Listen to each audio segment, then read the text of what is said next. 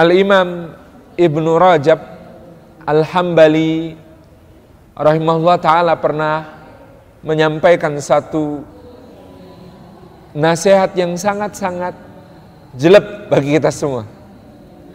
Dengan apa kalian tidak mendekat kepada Allah? Dengan ibadah seperti apa kalian tidak menggapai ridha Allah? Sementara orang-orang sebelum kalian berlalu mereka dengan ibadah-ibadah yang tidak dapat kalian tandingi. Dari yang kanan sampai yang kiri. Yang kanan itu yang sukses. Yang kiri itu sudah ahli ibadah yang sangat luar biasa, tapi berakhir tragis. Misalnya iblis. Sebelum diciptanya Adam, menurut satu riwayat dalam Musnad Ahmad dikatakan, iblis itu berdiri untuk mengagungkan Allah 40.000 tahun, rukuk mengagungkan Allah 40.000 tahun, sujud mengagungkan Allah 40.000 tahun.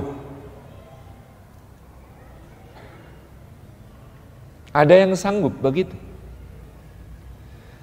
Di masa Nabi SAW, orang kalau malam-malam lewat dekat rumah Abu Bakar As-Siddiq radhiyallahu anhu, maka dia akan mencium bau daging hangus. Maka dikatakan dalam biografi Abu Bakar As-Siddiq radhiyallahu anhu, siapa yang melewati rumah Abu Bakar malam-malam mencium bau daging hangus itu sebenarnya adalah bau hati Abu Bakar As-Siddiq yang terbakar ketakutan kepada Allah ketika dia qiyamul lail.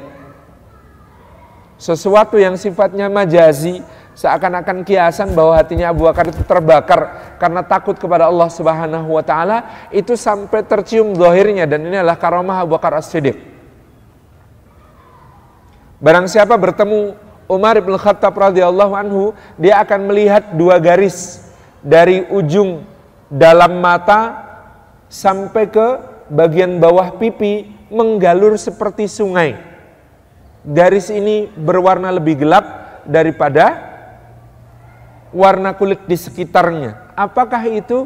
Itu adalah alur air mata yang setiap malam Umar menangis dan bercucuran air matanya di situ. Zaman sekarang kita masih ketemu nggak ada orang ada galur bekas air mata di wajahnya? Enggak. Al-Imam Ahmad bin Hanbal rahimahullah ta'ala itu sehari semalam sholatnya paling sedikit 300 rakaat.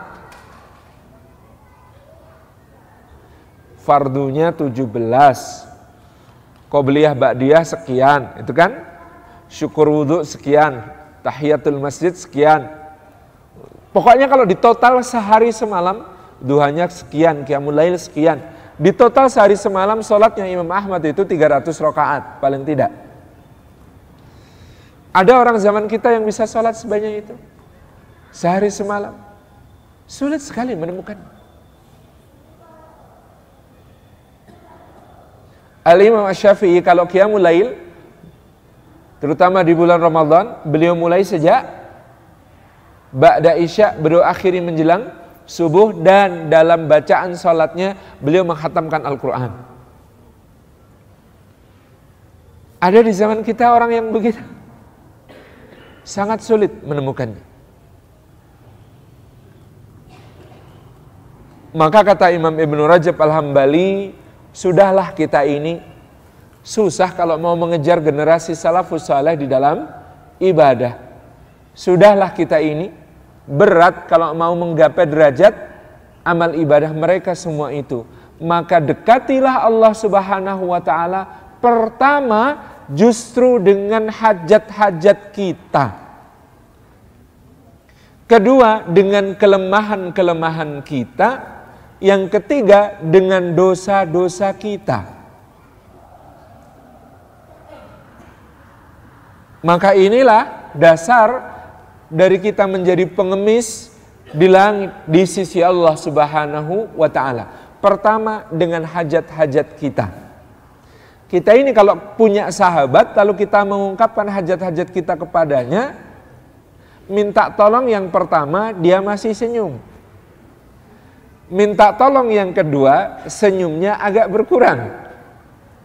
Minta tolong yang ketiga bibirnya sudah mulai datar. Minta tolong yang keempat, manyunnya mulai muncul. Minta tolong yang kelima, sudah cemberut. Minta tolong yang keenam, sudah mulai jengkel dan verbal jengkelnya.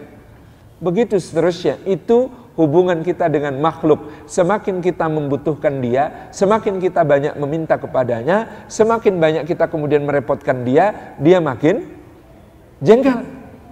Sangat berbeda dengan Allah Subhanahu wa ta'ala, karena dia adalah Khalik yang berbeda dengan makhluk.